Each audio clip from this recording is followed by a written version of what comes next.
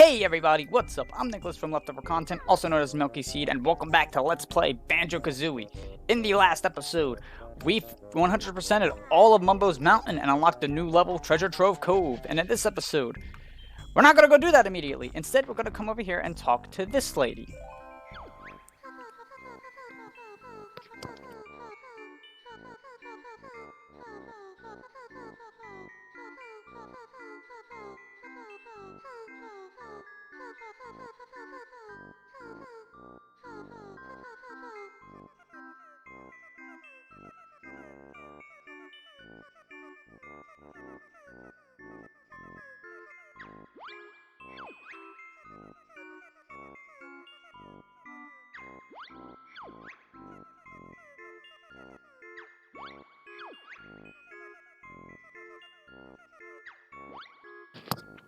This is Gruntilda's nicer sister, as she explained. Each time you talk to her, she will give you basically a grunty fact.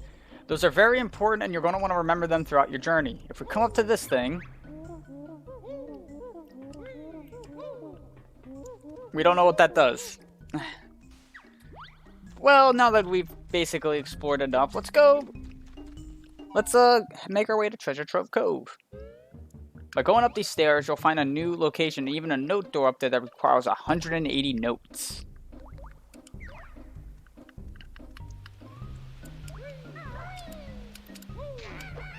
Take care of that guy. And Treasure Trove Cove is right down in this area. So come into here. Oh my god, I love the music changes. And here we are. One thing I didn't talk about until recently, because this might be the first level where it happens, is if the video would exceed 15 minutes, but also go beyond 20 minutes, I'm probably going to split it up into parts. As you can see right off the bat, there is a Jinjo right under the water. And each time you enter the water in Treasure Trove Cove, this shark will appear. You can't kill him, but you can hit him with eggs. So that's fun.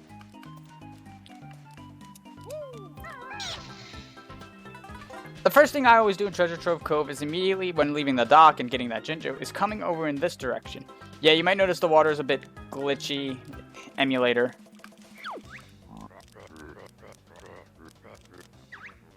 Crab. Crab, go away. Crab, go away. Crab, can you get off my butt? If you want to make this is another mini boss fight, similar to Conga. What you're going to want to do is do the Talon Trot, jump, and do Kazooie's aerial attack. You're going to want to keep doing that because the last phase is really fast. Okay, that time I got really lucky. I was about to get hit. Upon beating, I believe his name was Nipper? Upon beating Nipper, you can go inside of his shell and grab some of the notes he was hiding. This area, to me, was always one of the coolest looking areas. All the different colors and... oh my god. And I just loved coming in here. Ow. When I was little, I would always think that you could high jump and get out of Nipper's shell through these lights. Spoiler, you can't. But you'll get a Jiggy! So that's cool. And that's our first Jiggy of Treasure Trove Cove. Treasure Trove Cove was always one of my favorite areas in Banjo-Kazooie, and I think it's severely underrated. I don't know, I love tropical settings. There's two kind of areas I like in video games. It's tropical settings and snowy areas. I really do like mountainous, snowy areas. Also, one thing that always annoyed me about Nipper's shell is that if you go on top of it, there are no cracks on it whatsoever, but whatever. If you go behind Nipper's shell, you can get a Mumbo token. Also, this hitbox for the shell is ridiculous. Anyway, if we come out here for a news reference on where we are, the spawn point is right through there. So if you just went straight ahead, you'd end up here. You'll find this pirate ship in the smallest... Did you follow me? Get out of here! A pirate ship in a puppy dog's piss puddle. And what you can do is, you might notice that small little opening there. You can actually go in there. So just swim your way in there like I did. And there's a couple notes in here. If you're ever having trouble aiming yourself, use first person and then mash the B button. What? Or, you know, you'll just still miss because I'm I hate this game. Banjo, get him. Thank you. Oh my gosh. I'm gonna grab some air. Let me up. I do not like swimming controls in early 3D games. I think they're weird. When it comes to the best way I could explain this one is make sure you grab that pile of treasure. It feels very tank-like in Banjo-Kazooie. And I don't like it. I think Banjo-Tooie really improved a lot of the controls in that one. We'll be playing that one after this one. Anyway, we're gonna save this for later. I'm just gonna jump past that guy real quick. And if you can actually ground pound that to go in here. By going in here, you'll notice you're on the other side of the one that we entered earlier. Oh man. Like in the other one, there's 4 notes to grab, and there's even a mumbo token this time. Give me.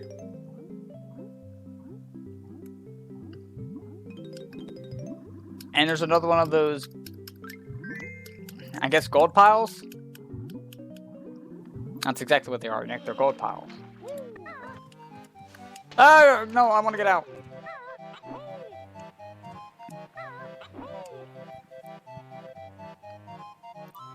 So after doing that and grabbing both of them, Banjo will automatically take them out and throw them over here. If I talked to this guy before this, he would have asked you to grab his treasure, I believe, or he would have complained about it. After collecting this treasure, you'll be rewarded with a Jiggy.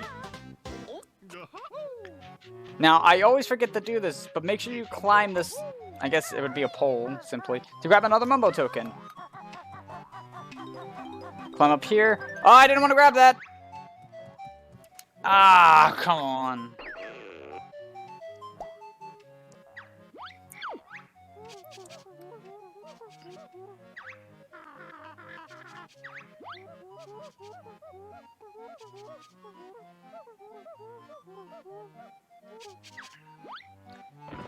Red feathers serve as Kazooie's ammo, I guess, to fly. Climbing up the pole all the way will get you this green Jinjo.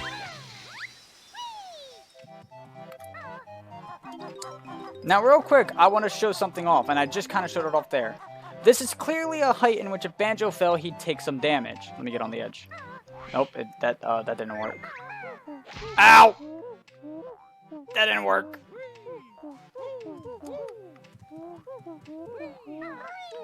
I'll try the other side, I guess. Okay. So, I was clearly at a height where Banjo will take some damage if he falls. If you ground pound near an edge and force Banjo off, he'll enter a state where his falling velocity, or I guess fall distance, isn't tracked anymore, and he'll be stuck in that animation. He will take no fall damage no matter how far you fall. That is something I will be abusing throughout this game. Real quick, I am going to grab this Jiggy a bit earlier than I normally do. If we come over to this treasure chest,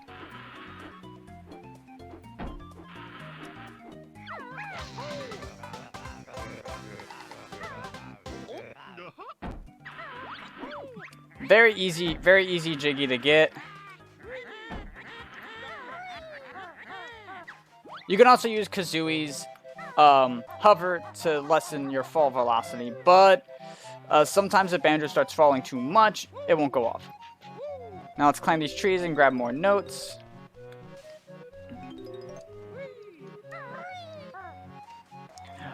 I would say Treasure Trove Cove isn't... I don't have a set path like I do with Mumbo's Mountain. Treasure Trove Cove is one of those stages where I go all over the place. Can I make this? You can! Cool! Okay, I'm here now. This is Leaky! He can't block water, so if you just simply poop an egg into him, suddenly he gains the ability to do so. So let's just poop some eggies into him. For some reason it's 2 instead of 3, and I never understood why. Anyway, he'll drain the water. Oh, I wonder what that was.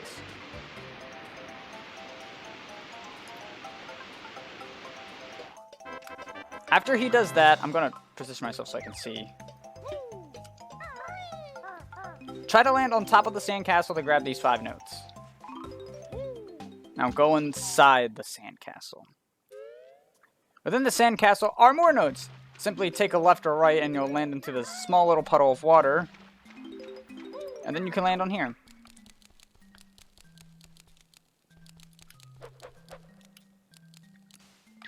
this guy asks us to solve a puzzle. Now, if you don't... This is kind of embarrassing. This puzzle actually confused me for a long time in Banjo-Kazooie, and I didn't solve it until I was probably about 11 or 12. All you have to do is spell out the name of the game. And I know what you're thinking. Well, that's kind of obvious, right? It's even more obvious because if you look on the wall, it says Banjo-Kazooie. I was not a very smart kid. Anyway, after you hit the first letter, you're given 100 seconds to do so, which, for all those who don't know how minutes and seconds work, that is 1 minute and 40 seconds.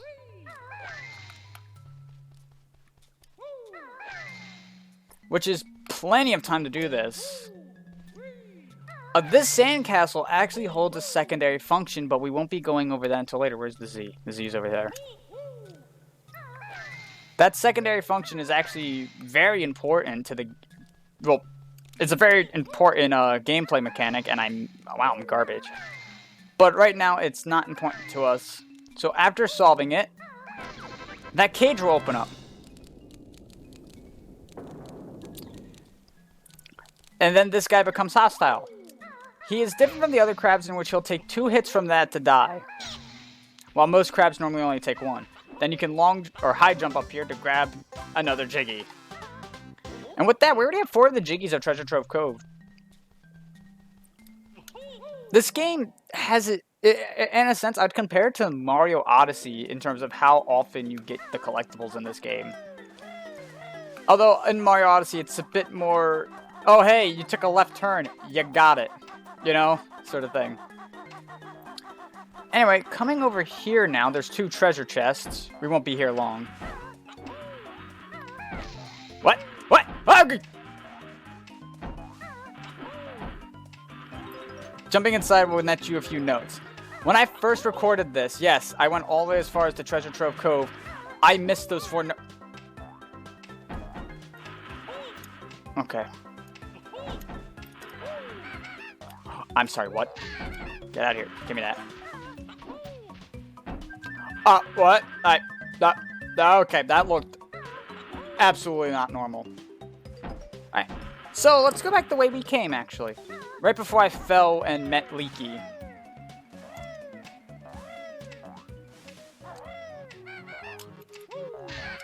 Give me your health.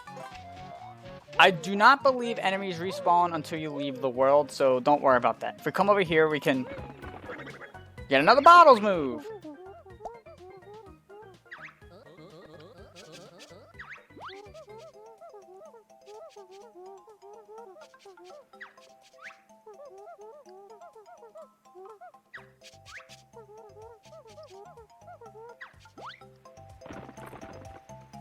So with this new move, if you push A on a shock pad, you will actually jump very high. That's basically all there is to it. I don't know what else I could possibly say about it. And with that, I think that's a good time to end off this episode. Next time on Banjo-Kazooie, we will finish off Treasure Trove Cove and unlock a new world. Maybe, I don't know. See you all next time.